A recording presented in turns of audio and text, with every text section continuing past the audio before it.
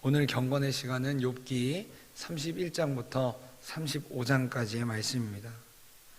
욥은 그동안 친구들의 질문과 이야기 속에서 대답을 하면서 항변을 하는 모습을 보였습니다.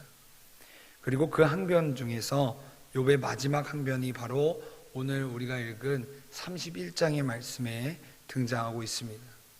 그리고 이어서 등장하는 32장부터의 말씀은 부스사람 바라겔의 아들 엘리후가 이야기하는, 욥에게 이야기하는 말로 이루어져 있습니다.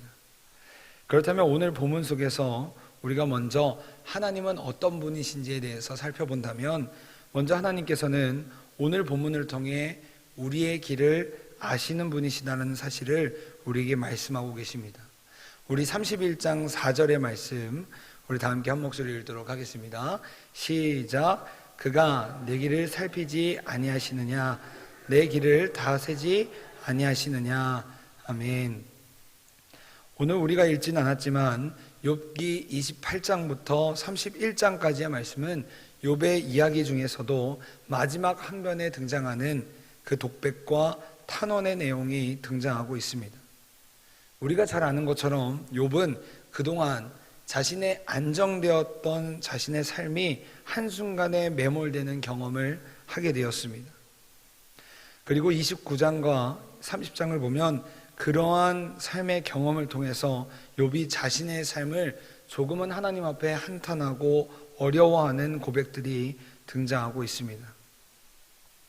그러나 31장의 경우 분위기가 조금은 반전되어서 욥이 그러한 비극적인 삶의 순간 속에서도, 그 현실 속에서도 다시 하나님 앞에 도약하기 원하는, 날개짓을 하려는 모습으로 변화되는 듯한 모습을 우리에게 보여주고 있습니다. 여러분, 욥은 어떻게 가장 비극적이고 가장 어두운 인생의 바닥에서 이와 같은 모습을 하나님 앞에, 그리고 우리 앞에 보일 수 있었을까요? 그것은 바로 하나님의 주권을 인정하는 모습을 보였기 때문입니다. 지난주 금요일에 목사님께서 금요 기도회 때 욥기의 중심 주제가 바로 하나님의 주권을 인정하는 모습, 하나님의 주권이라고 말씀하셨습니다. 사랑하는 여러분, 우리가 인생을 살다 보면, 세상을 살다 보면 도저히 이해가 되지 않는 상황을 우리가 마주할 때가 있습니다. 그리고 욥처럼 한치 앞도 모르는 깜깜한 상황을 마주할 때가 있습니다. 그럼에도 불구하고 하나님의 자녀인 우리에게 오늘 하루도, 그리고 그러한 순간에도 소망이 있는 것은 욥의 고백처럼 우리 하나님께서 우리의 길이 되시고 우리의 인생을 이끄신다는 사실입니다. 이와 마찬가지로 욥 역시 지금 인생에서 가장 절망적인 순간임에도 불구하고 자포자기하지 않을 수 있는 상황, 그 이유는 바로 하나님을 온전히 바라보고 신뢰하기 때문이라는 것입니다. 다시 말해, 도저히 인간의 생각으로는 이해가 되지 않고 인정이 되지 않지만 우리 하나님께서 나를 인도하시는 분이시기 때문에 그 하나님을 신뢰함으로 고난의 길을, 그 순간을 이겨낼 수 있었다는 것입니다. 마치 조개가 모진 파도와 모진 바닷물을 견디고 싸운 후에 그 안에 영롱한 진주를 만들어내는 것처럼 하나님께서는 우리에게 때로는 쓰디쓴 고난의 순간을 겪게 하시어 더 높은 하나님의 시선을 경험하게 하시고 더욱더 하나님만을 온전히 신뢰하는 삶을 살도록 우리를 인도하신다는 것입니다.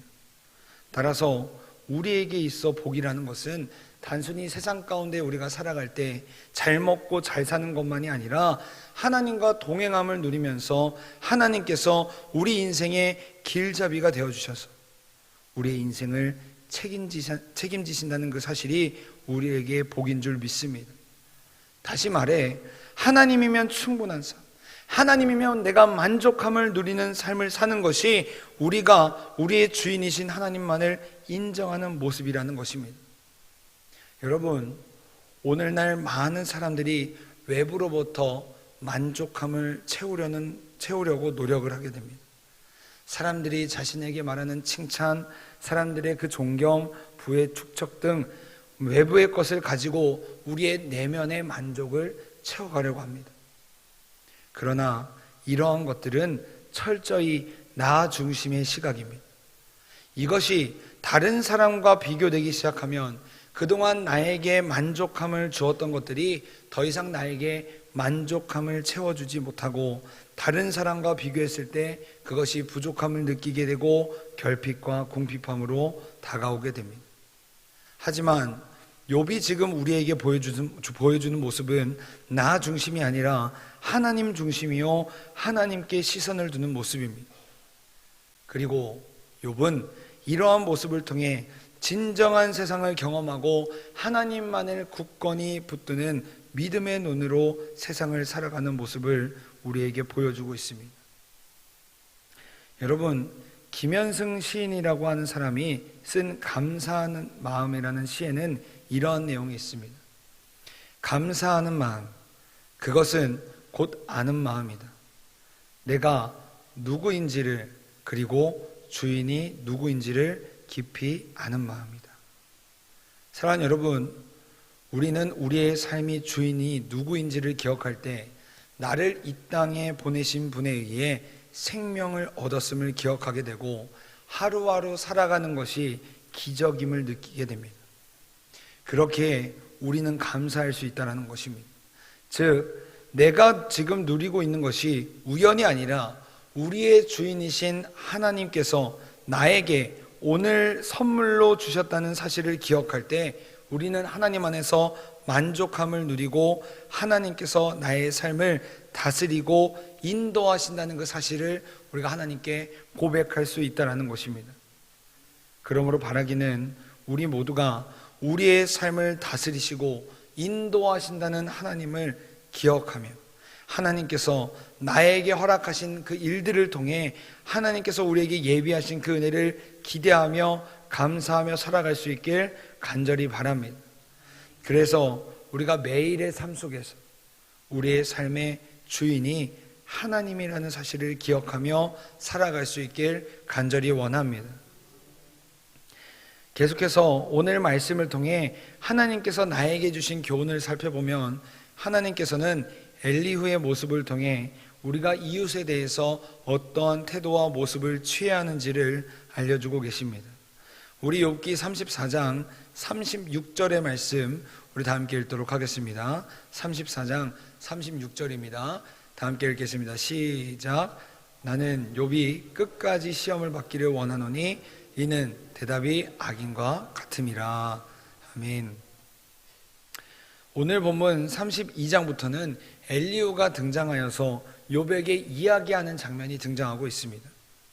그런데 우리가 엘리후의 이야기하는 모습을 보고 있자면 엘리후의 그 발언들이 처음부터 자신만이 잘못된 세상을 바로잡을 수 있다는 착각을 하고 있다는 느낌을 받게 됩니다. 다시 말해 욥이 처한 인간적인 상황과 그 아픔에 공감하기보다는 자신이 가진 논리와 교리가 더욱더 드러나고 있다는 것입니다. 마치 욥을 위로하고자 왔다고 하는 그 세 친구의 모습. 하지만 정작 욥의 상황보다는 오히려 욥의 마음을 깊이 후벼팠던 그 세 친구의 모습을 우리가 다시 한번 보게 되는 느낌을 받게 됩니다.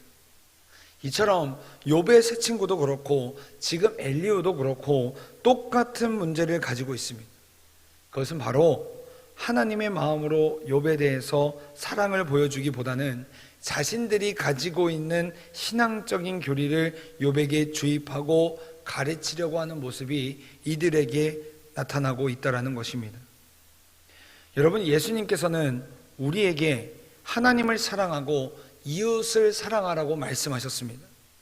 즉, 내 옆에 있는 형제와 자매를 먼저 사랑하는 것이 곧 하나님을 알고 하나님의 말씀에 순종하는 길이라는 뜻입니다.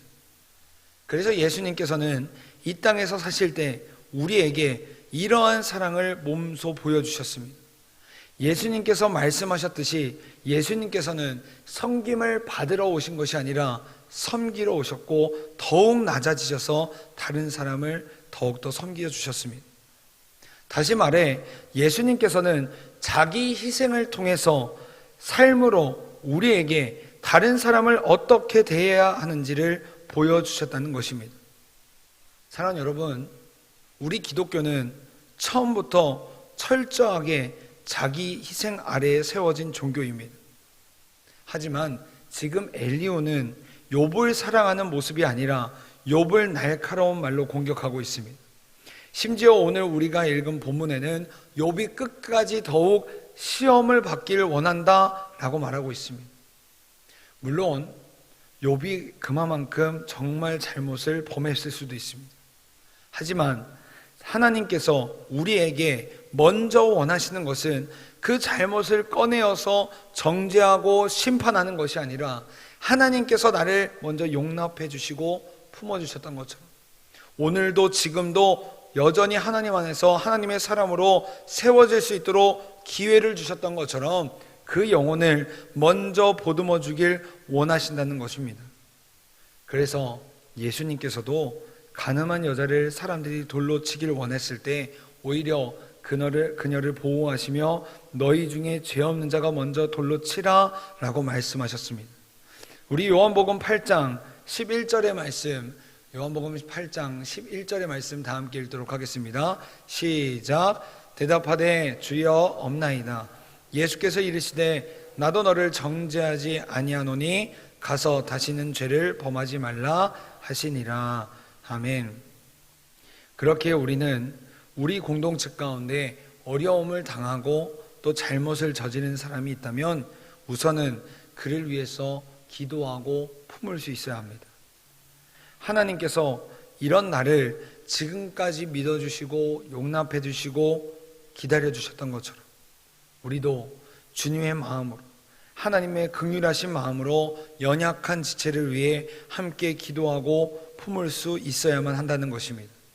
그러므로 바라기는 우리 모두가 잘잘못을 따지고 정죄하는 것이 아니라 먼저 하나님의 마음을 품으며 그를 위해 우선적으로 우리가 함께 기도하며 나아갈 수 있길 간절히 소망합니다. 그리하여 하나님의 은혜가 임하는 공동체, 하나님 안에서 더욱 굳건히 세워지는 공동체가 될 수 있길 간절히 소망합니다.